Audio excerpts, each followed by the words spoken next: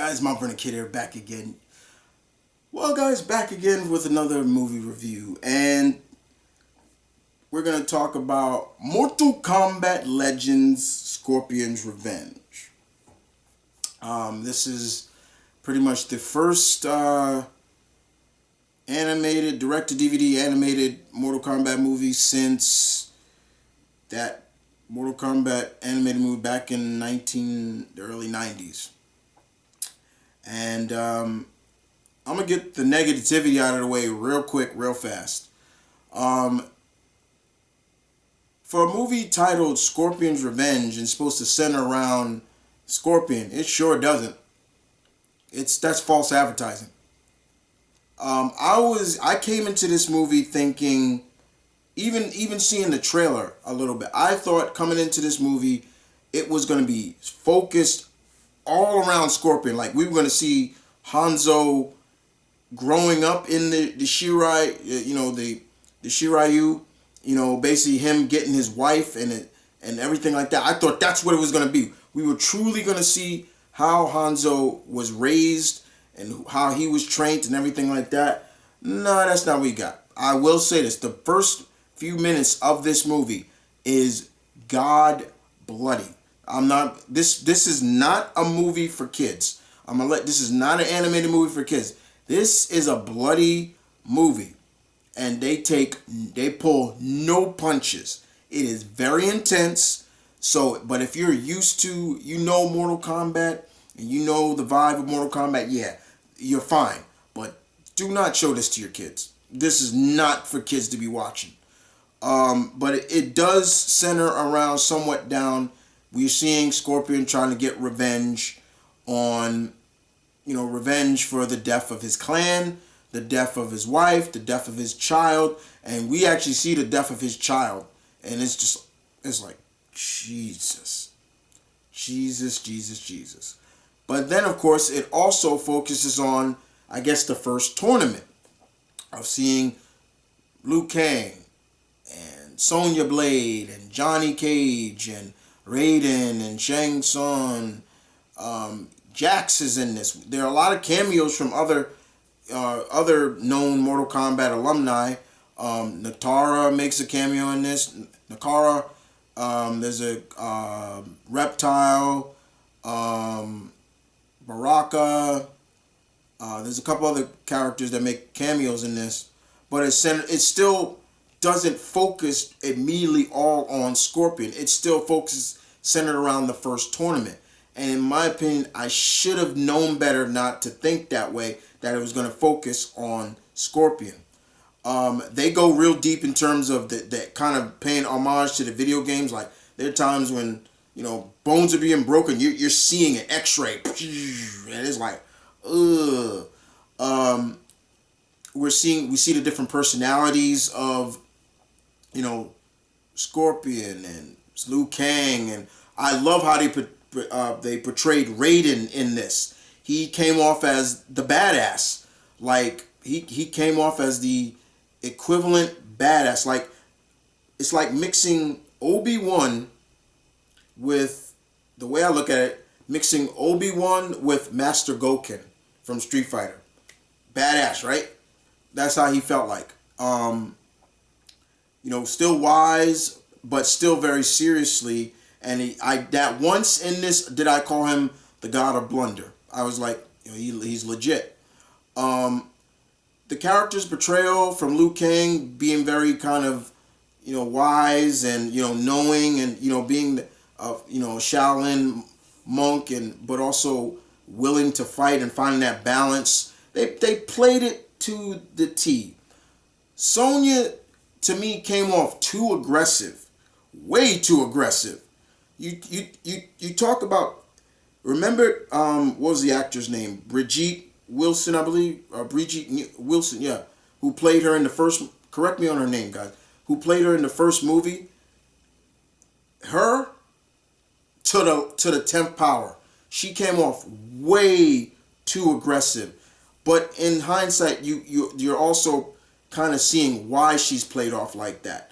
They really ran with the whole, like, everything she had to fight for, even in the military, because she's a woman, and she was always being pushed and things like that from Jax and everybody like that. There's even times she's taking parts in street fights, and I'm like, wait, what? Why is she street fighting, like, and getting off on it? Like, I'm like, and of course, moving on to Johnny Cage, they played Johnny Cage off somewhat similar to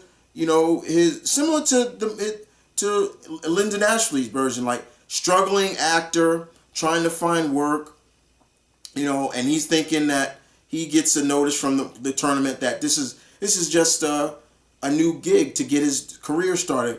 But then they take it to another level where he comes off pretty dumb. Throughout this whole movie, Johnny is kind of played off dumb. And I'm like, okay, they're running that gag too much. Like, every time he sees something really bad go down, like somebody's arm getting ripped off or something like that, he's like, oh, that's fake. Like, those props are fake. And I'm like, yo, okay. It's like, Johnny, you just saw this character get arms ripped and blood flying everywhere. People in shock. This is not a movie set. And that's what I was like, okay, they're playing this too much. And like I said before, talking about Sonya being very aggressive, she's kicking Johnny in the nuts anytime she gets. Like, she kicked this dude in the nuts, like, I think 3 or 4 times. And she's like, don't touch me, like, don't ever hug me. I'm like, God damn, calm it down, like, calm it down, Sonya. Like, it got to that point. But in terms of Scorpion, what I did like about Scorpion is certain scenes, like where you see him when the so-called Lin Kuei kill his clan, and he just goes on a one-man wrecking crew killing these guys. Like, I'll spoil this part. He beats one Lin Kuei member up so badly. He beats them so badly, they look like ground beef. I was like, God damn. I was like, what? Like, Jesus Christ. When the so-called Sub-Zero kills his boy right in front of him, you felt that. I was like, because you know who it is. You know who it really is, but you're like, he's going to fuck somebody up. That's how I looked at it. And when he is brought to the nether realm, and I believe he's being tortured by Modlock. Modlock.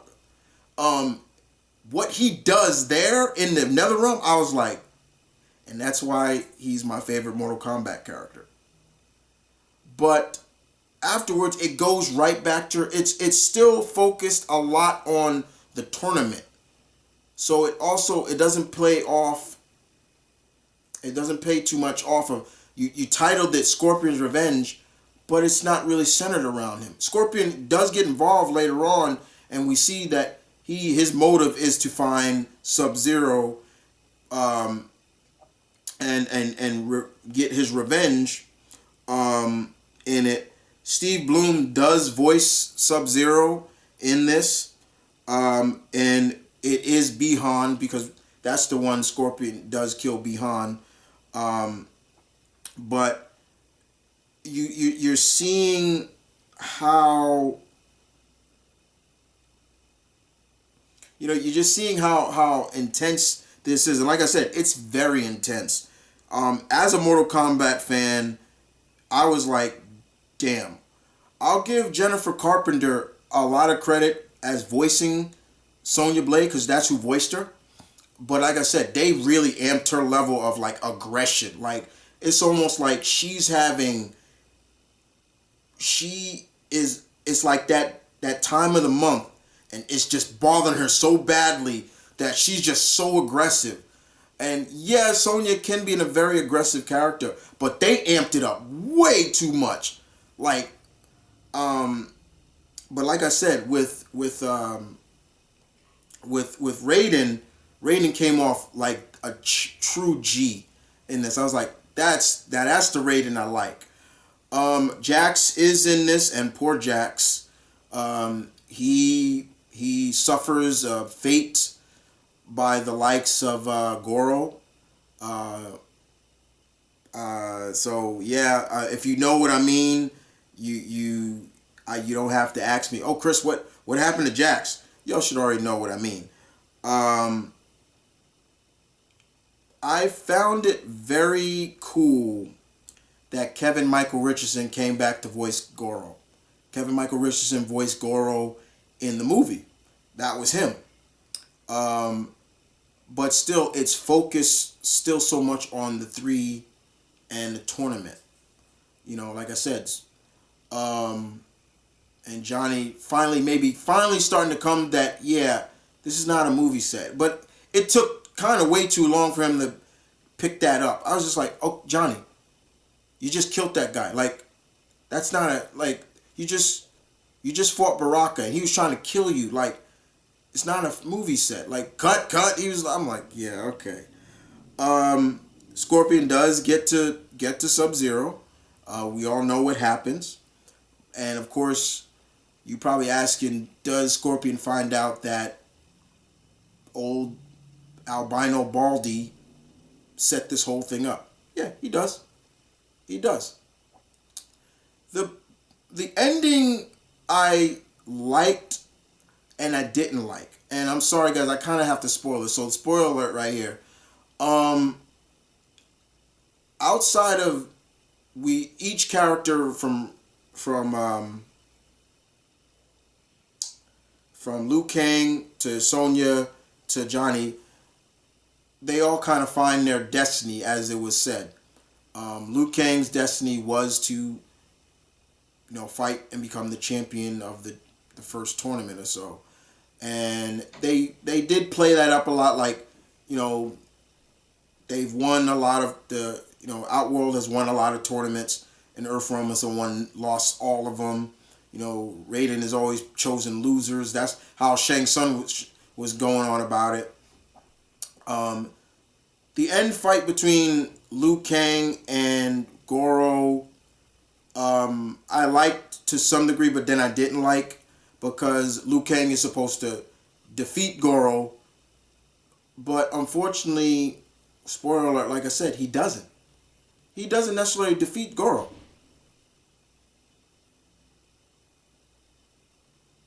He doesn't. Liu Kang gets an assist from Scorpion. Scorpion saves Liu Kang from getting his arms ripped off. At first, the fight seems to be that Liu Kang has the advantage in speed. And in the beginning of that, we're seeing Liu Kang being portrayed as being like he's one with himself. He's dodging bullets. He's showing that dragon fire, everything. Even when he was facing Kitana. And then comes up to Goro, it's like a different, he just gets his ass beat. And it wasn't until Scorpion comes and saves him, takes Goro's head right off. And I'm like, so basically Liu Kang wins the tournament by default. And even after they said, okay, Shang Tsung says, okay, Scorpion, now you have to, it's between you and Liu Kang. And Scorpion says, Liu Kang, I default. I yield. Because he wants to he goes after Quan Chi. And it was like, I'm like, wait, what? Like, no. Liu Kang is supposed to win the tournament. We see Sonya fight punk ass, stupid, stupid. Because I'm not a fan. I am not a fan of Kano. I don't like Kano. So we see her fighting Kano to get to Jax. Jax is still a hostage in this. Jax is taken hostage in this, and it's the main reason why Sonya joined in. And then, so she's fighting Motaro and a couple other characters. And then, of course, Johnny comes in to help. And she's like, well, Johnny Cage can fight. I'm like, what the hell? Like, it's stuff like that. It was, like, funny at times. But it was still good. That's what I did not like. The fight between Scorpion and Quan Chi, I did like. And he said the famous words at the end of the movie. They built up to that. I like the build to that when he finally said those famous words. That was built up nicely. Um, but the animation was good. It was good. It was better than mixing 3D animation with 2D. I like that they kept it pretty much 2D. Like I said before, they used a lot of, the X-ray when somebody got hit or a scorpion used his harpoon through somebody's head. They showed it like it was. This was a gory movie. Um, but like I said, I did not like how they portrayed Liu Kang at the end. You showcase him all up through this movie how good he is, and then come Goro, he's no match. I'm talking legitimately no match. It looked like first it looked like he had the advantage, and then the upper hand went to Liu Kang. It was Goro all the way, and then Goro basically has him, and he's about to rip his arms off, and here comes Scorpion to save him. But I did like the badass moment between Shang Tsung and Raiden. Shang Tsung is about to interfere in the tournament, in the fight, and Raiden basically teleports in his way and basically says, I'm not bind anymore now to the rules. The tournament is over, Shang Tsung, so I can get involved now, and I can kill you if I want to. I was like, that's the Raiden I love. Like, yeah, I'm not bound to interfering. I don't. It was good to see. Raiden was done well in this movie. I did like that. Overall, I did enjoy the movie. There were bits and things I did not like. Like I said before, what I did not like was that this is titled Scorpion's Revenge, but it seems like it's going to be centered around Scorpion, but it's not. I found that kind of false advertising. What I also didn't like was the showcasing of Liu Kang. Though he won the tournament, he didn't. And it plays up like, okay, then he's not really that good. It's supposed to be, Liu Kang is supposed to be one of the best, and he's supposed to be the tournament champion. But he went on the. I kind of think I understand where they were trying to go with it. The writers and everything were trying to go with it, but in my opinion, they should have built it off yet. Liu Kang is the chosen one for a reason, and they didn't. We saw the ending of a certain somebody, and I'm not sure if they're going to make a part 2. We'll have to see. But overall, I did like this. If I was giving this a rating, if I was a 10 out of 10, I'd give it a 8. 8 harpoons out of 10 harpoons. But I really wish they had a showcase. They could have really focused more on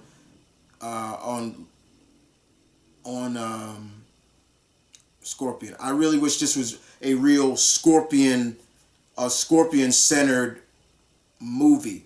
Like it was him growing up in the Shiryu, and then leading up to that fateful day, as well as. So yeah, that's what I wish. One thing I also can give my fellow Mortal Kombat fans also in this is that if you are a Sub-Zero fan, you're not gonna like this movie. Not at all. I'm sorry, and I like Sub, but yeah, this did not do justice to Sub-Zero at all. And in some ways not because this is Bi-Han. It's not Kuai Lian. It's Bi-Han. Bi-Han was the more cold-hearted of the brothers. So, yeah. But if you guys down below, tell me what you thought. If you have you seen this movie? If you haven't, tell me. But if you have seen it, give me your opinion on it. Did you like it? Do you kind of agree with me? If not, please leave your comments in the section below. I would love to discuss this with more people about or do you feel I'm just nitpicking too much? But in the comment section below, please give me your opinion. I love to hear it. But with that being said, guys, this is M.V.Kid. You're out for bidding you peace, one love. Stay tuned. Keep it real. Nah, I'm not gonna do that. I was gonna go get over here, but nah, I won't do it. You guys take care. Stay positive as always. Deuces.